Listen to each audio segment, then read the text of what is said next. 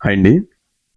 ప్రజల సమస్యలు తెలుసుకొని వాళ్ళ సమస్యలు తీర్చడంలో ఇరు పార్టీల నుంచి నాయకులు వాళ్ళ వంతు వాళ్ళు కృషి చేస్తున్నారు.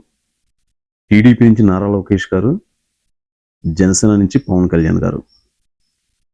టీడీపీ నుంచి నారా లోకేష్ గారు ప్రజా దర్బార్ అనే కార్యక్రమాన్ని ప్రవేశపెట్టి ఉదయం 6 గంటల నుంచి 7 గంటల వరకు 1 గంట సమయం పాటు ప్రజలకు కేటాయించి ఆయన నివాసం దగ్గర వాళ్ళ సమస్యలపై వాళ్ళ దగ్గర పత్రాలు తీసుకొని ఆయనే స్వయంగా పరిశీలించి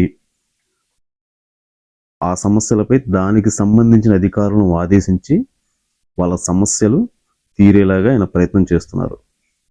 కొన్ని సమస్యలు అయితే అక్కడ తీరేలాగా ఉంటే అక్కడ ఆయన పరిష్కరిస్తున్నారు.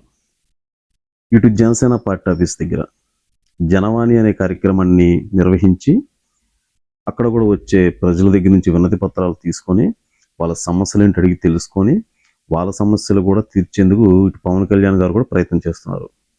ఇరు పార్టీల నుంచి లోకేష్ గారు, పవన్ కళ్యాణ్ గారు, ఇటు ప్రజా దర్బార్, ఇటు జనవాణి, ఈ 2 కార్యక్రమాలు నిర్వహించి ప్రజలకు వాళ్ళ సమస్యలు తెలుసుకొని ఇరు పార్టీలు వాళ్ళ సమస్యలు పరిష్కరించేందుకు ప్రయత్నం చేస్తున్నాయి.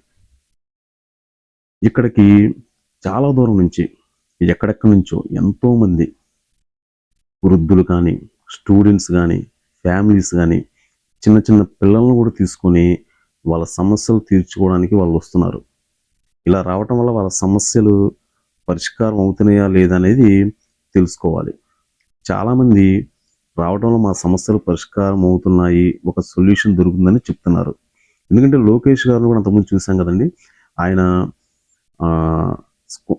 కొంతమంది స్టూడెంట్స్ కూడా స్పందించి ఆయన చేసిన సహకారం కానీ, మళ్ళీ మధ్య కూడా జాబ్ మేళాలో నిర్వహించి ఎంతోమందికి ఉపాధి కల్పించడం కానీ, దీంట్లో కూడా నారా లోకేష్ గారు సక్సెస్ అవుతున్నారు.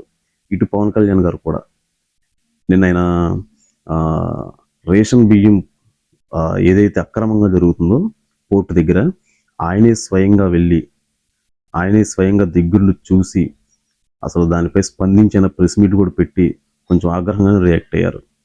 అసలు ప్రజలకు అందాల్సిన అందకుండా ఇలా జరగడం ఏంటి అని.